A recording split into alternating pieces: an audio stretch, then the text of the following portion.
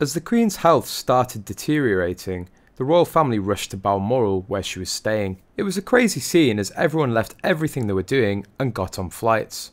Prince William was seen driving the senior royals to the Queen's Scottish castle. The royals were also filmed rushing to the Queen at the last moment. According to multiple sources, Harry was missing his chance to say goodbye to his grandmother due to a fight with Meghan. His family arrived around 4 PM and Harry arrived just before 8 PM.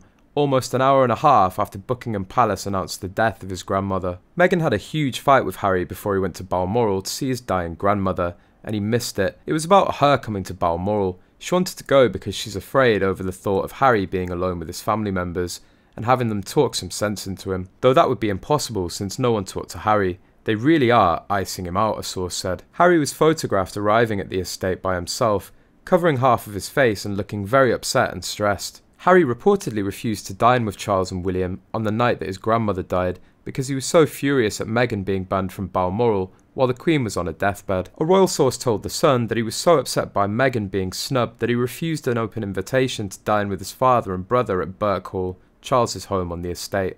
Harry was so busy trying to get Meghan to Balmoral and rowing with his family that he missed the flight, the source said. Charles has an open invitation for Harry to dine with him whenever he's in the country, but Harry was so furious that he refused to eat with his father and his brother. It was a massive snub and he got out of Balmoral at the earliest opportunity to catch the first commercial flight back to London. Harry reportedly spent the evening nearby with his uncle Prince Edward and his wife Sophie, Countess of Wessex. Now, Harry seems to be repentant for some of his hasty decisions he took after Meghan Markle came into his life.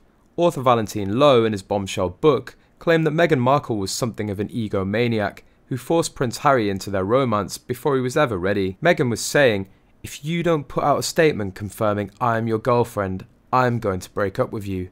Harry was in a panic. He was freaking out saying, "She's going to dump me." Though it is seemingly a disturbing insight into their marriage, sources close to Harry and Meghan claimed it's a normal occurrence between Prince Harry and Meghan Markle. A pal even said, as per Women's Day, that this was the first of many times when the mum of two would coerce her husband into doing something he didn't want, but he's only now starting to recognise the pattern. An unnamed tipster told the publication he's already feeling shaky after being back in the family fold and seeing how much damage and hurt they've caused. The same tattler added the anxiety of Prince Harry is the reason why he's desperately trying to rework his imminent memoir. The late Queen's funeral was a wake-up call for him, and he's panicking that what he's written could be considered insensitive or far worse. He's beginning to realise he's backed himself into a corner, and all these reminders about some of Meghan's behaviours are making him uncomfortable.